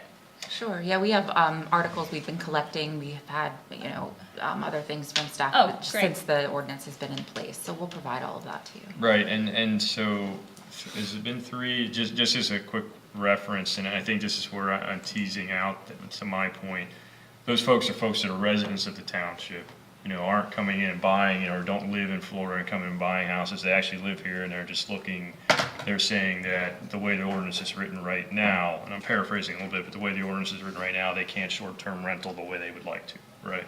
Yeah, so Something like that. right. Yeah. I mean, to be clear, the ordinance states that if you live in the house, you can short-term rent. Like if you're living there, you can Right. shorterm rental it. It's for second homes, third homes, Yeah. things like that. Yeah. To be clear, the part where you said the way they want to, Yeah. is what, they're not prohibited from doing it, and they're But certainly not it's prohibited the from way they wanting- have in the past or the way they're used to doing it. Yes, yeah, and that's maybe what we have to capture and see if there's room for that. Is there a toggle? Right, is there a toggle, Is there a right? sweet- And not sweet necessarily spot that maybe the way accommodates? they want to, but the way that they feel obligated to as well, or that they have the right to. I think, some of that. The good of the many. Just as an example of that, and Mark can speak to this as well, I think one of the issues that we're running into is that we have a resident that has a property that has a long-term, I'll use this, a long-term rental permit that maybe, for whatever reason, lost their tenant, and they have a desire to rent short-term for some period of time. We've run into those situations, correct, Mark, on a couple of occasions? Twice, And as a result. As a filler, and kind of I understand as that. a filler, and so the answer relative to short-term, even though there's a long-term rental permit in place, is you can't do that. You need to rent it by our definition of what is long-term. It's one or the other. It's one or the other. It's not both. We tell people who obtain a short-term permit, if it's for their entire house and they want to rent the house out long-term, they're inspected and they're rented. The short-term, you can't be long-term and rent short-term. You must pay the license fee, and that way we can track and make sure you're staying within the parameters. And if I could offer an opinion, Lindsay and I have discussed this multiple times. I field calls, I'm gonna say at least 2 to 3 times a month from realtors or prospective buyers who want to buy homes specifically for short-term rental, for Airbnb. And I think what this ordinance is doing, especially, particularly in that respect, is meeting the intent that I remember from our discussions is, Hit the road. we don't want the investors buying up the houses that your kid, my kid could buy as their starter home and start becoming members of the community. Right, and that's the balance. How do we make sure that they don't play the game and figure it out? Yes, and Yeah. we just have to be careful. If you make adjustments to allow for certain things, you're gonna defeat what we have now that is, and I'm kind of the one that I think I mentioned to Lindsay about trying to buckle this intent up a little bit with the ordinance. When I talk to these people, these are my key points to make them understand. No, I'm sorry. We want to preserve our houses for people that are going to live here. We want our neighborhoods to be somebody, whether they're renting for a year or buying, we want them to have ownership of the neighborhood, not someone different in that house every week. So those are just things that we need to kind of weigh out what council would like to see if they want to maintain this. And if any changes are done, we're going to have to make sure we don't damage what we've done to provide the protection we have. Yeah, thank you, Mark. I appreciate that. Yeah. Okay. So, can anybody think of anything else they'd like to see when this comes back on the agenda? If you think of something. Was there a previous remand? Was there a previous remand? Oh, Did we letter. send- If there was a previous remand letter, can we pull that out of the? Yes, definitely. Yeah, Yeah. that's a good idea. Yeah. That's a good point. You're just asking to reference that and see if the intent was in there. How do we do? Yeah. This is what we, again, this is what we intended, this is what it says, is it the same thing? Now, I really liked what you guys were Yeah. on to over there. Let's Split it up. Let's split it up, then we can be more specific. Yeah. Yeah. In fact, maybe E becomes A. There are two types of dwelling, short and long, and then you have two subcategories underneath that with intents. The only thing that I was gonna mention is, given the length of the upcoming meeting, Oh. this will probably, on May 4th, this is likely not gonna be in front of you again until the 20th. Sounds good. Oh, I'm sorry, the Okay. 18th of May, the 18th of May. I'm fine with that. That's okay. I mean, we So have an ordinance in we have place. an ordinance There's in not, place. yeah, right. Yes, that takes care of those calls you're getting 2 or 3 times a month. Yeah, great, okay. Well, we'll move on to new business 1, Center Market's funding pledge. Okay, so she's requested $5,000, and if we want to, I mean, I'm just gonna sit and wait for somebody to make a motion if they'd like to add that. I don't know, what would the motion be for? Having Adam write a letter? I was gonna say, ask Adam to. You would need to vote on whether or not you're willing to make this contribution / pledge, subject to the award of this particular grant that's been referenced. My recommendation to council is that if it's $5,000 being sought, rather than parse it out over 3 years, that the College Township is in a position where it can provide that at one time. So I would not recommend doing chunks of that over time. We will lose track of that. But And the could motion that- can just be the pledge for this point, Right, right? and- Yeah. Absolutely. And could that come from our economic development budget? It could, it could, regardless, there Yeah. are more than sufficient funds In the that fund are balance. uncommitted at this point that we can apply to that. But that will be the first place that we look. And then Okay. if we need to go into our unreserved funds, we certainly have the ability to do that. Okay. Well, I'll sit tight while somebody gets that written up if they would like to. I move to authorize the manager to commit a pledge of $5,000 to Center Market. Center Market. Center Markets as part of the required local match share, pledge being the key. So we shouldn't have to include language about should the grant be awarded, because it's a pledge based on them receiving the grant, right? Okay.